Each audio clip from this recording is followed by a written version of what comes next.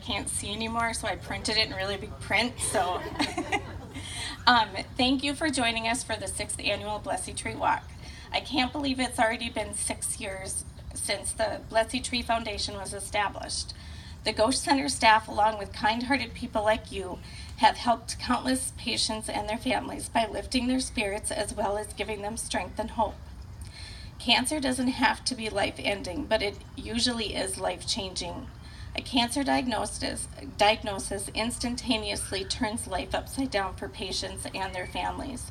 It pushes the pause button on your life when you get the initial diagnosis.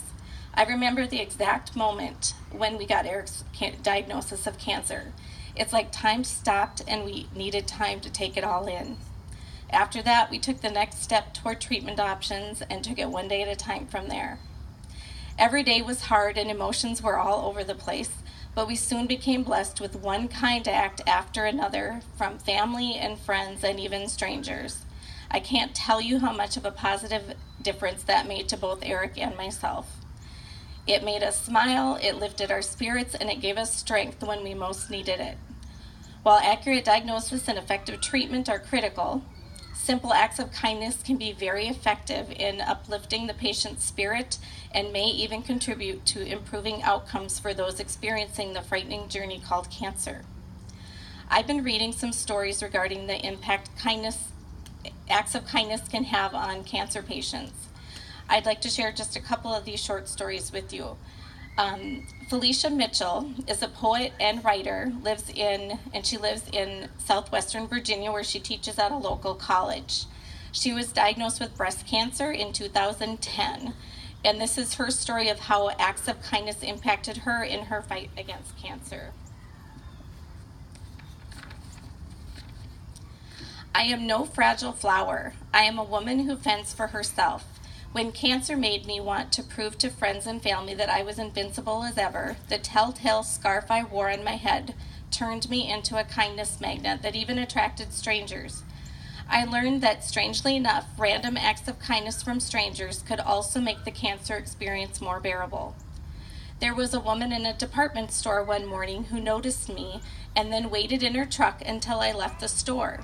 She got out of her vehicle, ran to me, and told me she wanted to give me an inspirational book that had given her solace when her son was in a job that came with risks. She explained that it was time to pass on her comforting book.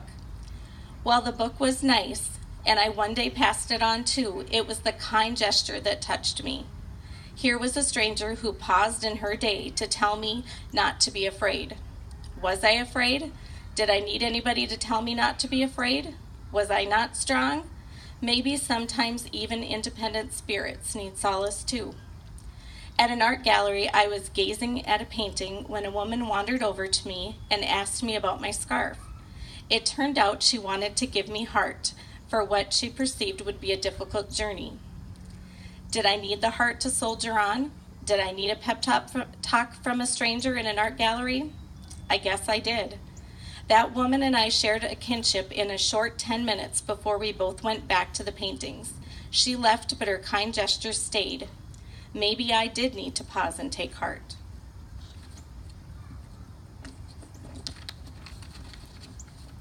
Kindness gleamed everywhere I went. At my mother's nursing home on my 55th birthday, somebody peering through a window saw me standing in the yard, my telltale scarf especially colorful that day.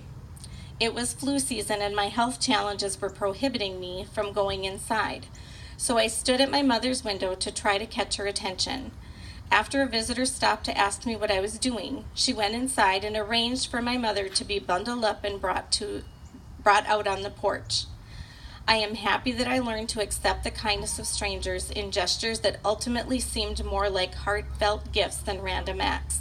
It fed my soul and gave me strength. Every donation you give to the Blesie Tree Foundation helps local cancer patients and their families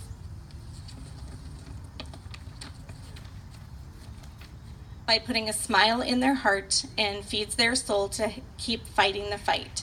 You are making a difference and it matters. And I did ask Ethan and Carson just to, if they wanted to say a couple things. I asked them what the Blesie Tree Foundation meant to them. So here is Carson's, and then I will read Ethan's since he wasn't able to be here today.